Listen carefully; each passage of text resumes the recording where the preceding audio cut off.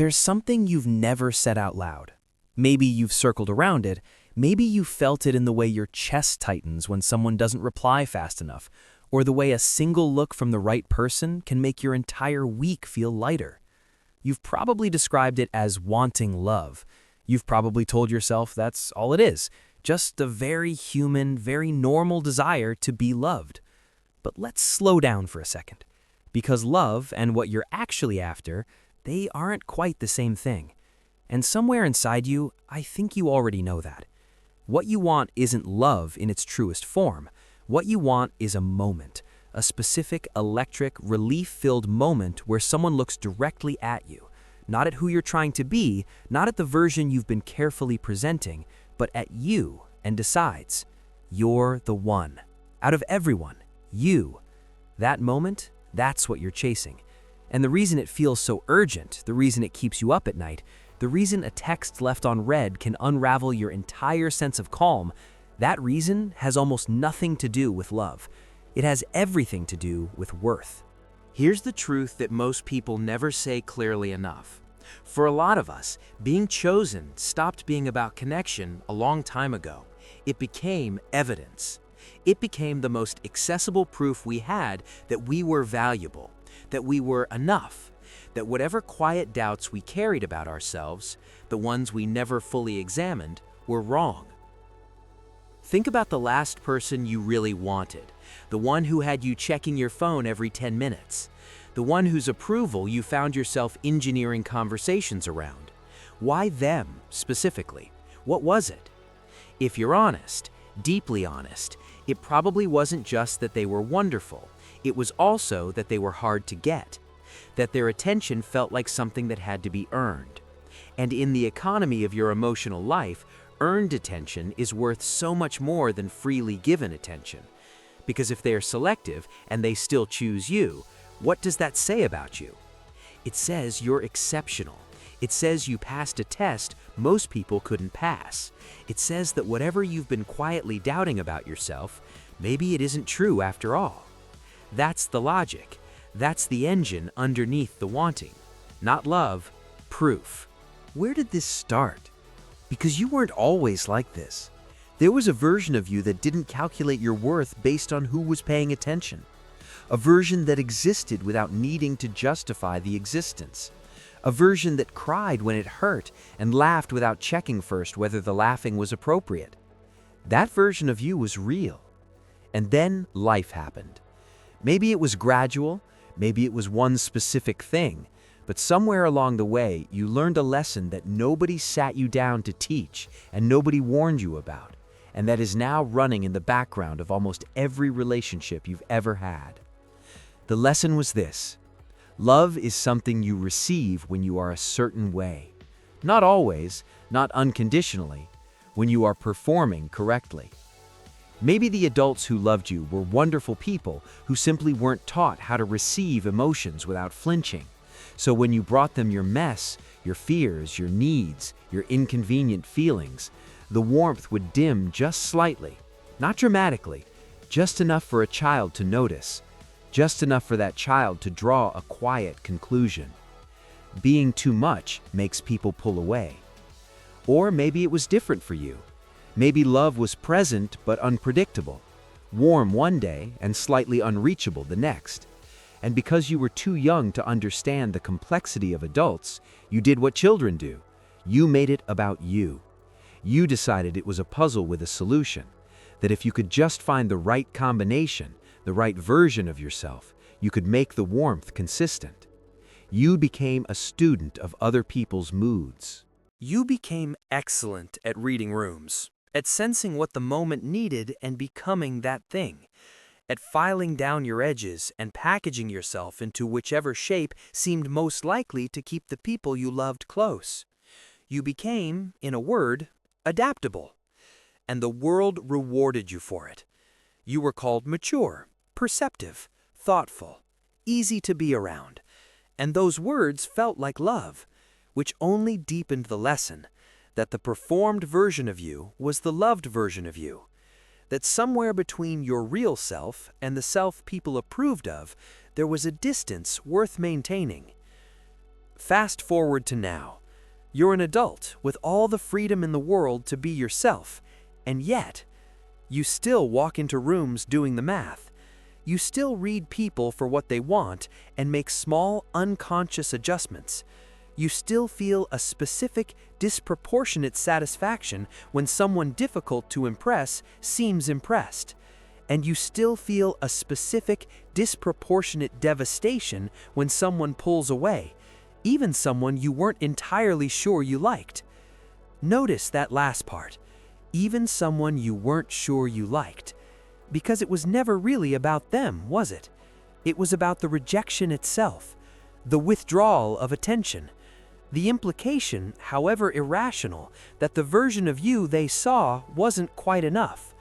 And that implication, even from a near stranger, lands like confirmation of the very thing you've been quietly afraid of all along, that this is just how it will always be, that there's something about you that makes people eventually pull back, that being fully known leads to being partially abandoned. This is what drives the pattern. Not the people, not the timing, not the fact that you keep ending up with emotionally unavailable partners, though that is a pattern worth examining separately.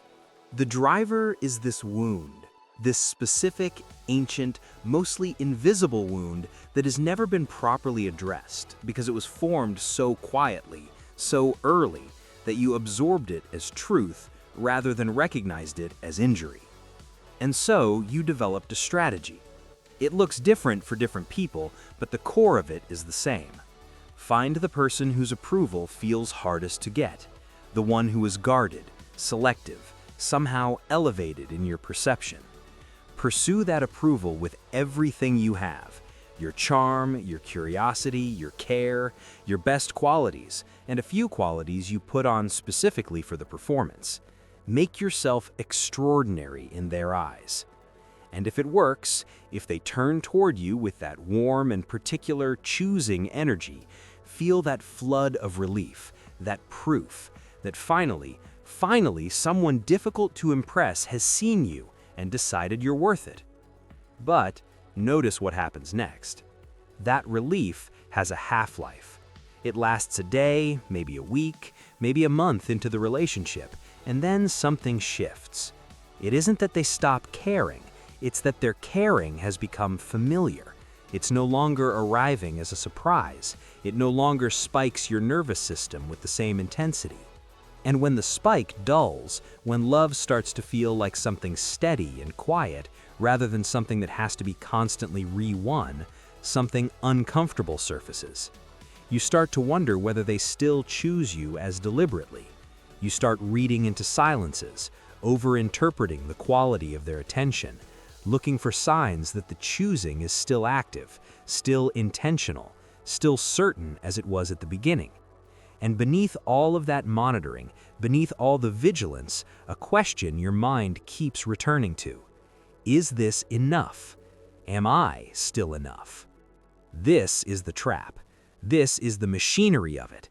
You got the thing you were looking for, and it still didn't resolve the question, because the question lives in you, not in them. And questions that live in you cannot be resolved by anything that happens outside of you, no matter how good, how loving, how consistent. The wound keeps asking, and the relationship keeps trying to answer, and neither of them can hear each other properly. There's a type of pain that's very specific to this pattern. It's the pain of being genuinely loved and still feeling like it might not be real. Of having someone's warmth in front of you and somewhere underneath it, a persistent, low-level hum of doubt that asks, but do they really see me? Or do they see the version I put forward? What happens when the performance gets tired? Because you know deep down that there's a gap between who you let people see and who you actually are in the private, unperforming, ordinary moments of your life. And that gap, which you created as protection, has become a source of its own specific terror. What if the love is for the performance? What if the real you, exhausted and unimpressive and genuinely ordinary on most days, would not have inspired this love at all? That fear is the core of everything. Not rejection, not loneliness, The fear that what is lovable about you is what you constructed, not what you are. So you keep constructing it. You keep the performance running. You stay charming and easygoing and impressive because the alternative, letting someone see the real, unedited, sometimes struggling version of you, feels like standing at the edge of something that might confirm everything you've been afraid of, being fully known and found insufficient. Here's what that cost you. Not just in relationships, in yourself. Think about the mental space consumed by the monitoring, the emotional energy spent calibrating, the creative force that went into becoming what each situation seemed to require instead of simply being. The deep human exhaustion of years spent being whoever people needed, while the person underneath grew quieter and more hidden and more unfamiliar even to yourself. There are people who have been in relationships for years with partners who love them genuinely and who still can't fully receive that love, not because the love isn't real, because they never fully gave their real selves to be loved. They gave the version most likely to be approved of. And they're loved so completely, and they still feel the draft, still feel the gap, still feel like an imposter in their own intimacy. That is one of the saddest things a person can experience. Receiving what you always wanted and being unable to let it fully land because you were never fully present enough to receive it. So what actually changes this? Not finding the right person, not finally being chosen by someone impressive enough to silence the doubt, not a better performance or a more refined version of yourself. What changes this is a different kind of confrontation, not with someone else, with yourself. It's the moment you get tired enough to ask the question that's been underneath everything else all along. Not, am I enough for them, but who am I actually when nobody is evaluating me? When you stop performing for an audience, even an imaginary one, when you stop curating and calibrating and making adjustments for approval, what is left? What does that person actually feel like? What do they want, separate from what they think they're supposed to want? What are they like on the mornings when no one is watching? Do you even know? Because a lot of people who have spent years chasing validation have also spent years estranged from themselves. Not dramatically, not in a crisis way, just quietly. The inner life getting a little less visited, a little less tended to, in favor of the outer performance that seemed more urgent. Getting back to that person, not as a spiritual exercise, but as a practical one, is where this begins. It looks like making small choices that are true rather than strategic, saying the thing you actually think instead of the thing most likely to land well, admitting when you don't know instead of constructing an answer, letting someone see you on a day when you aren't particularly impressive and not apologizing for it, spending time alone without reaching immediately for the validation of a message, a like, a sign that someone is thinking about you. None of that sounds like the breakthrough it actually is, but each one of those small, honest choices is a vote for your own existence, a way of saying, I am here as I actually am, and that is real, and that is enough. And over time, not quickly, not in a linear way, but over real time with real practice, the relationship between you and your own worth starts to shift. You start to feel something settle. Not because someone finally chose you the right way, because you stopped handing the choice to other people. This changes how you love.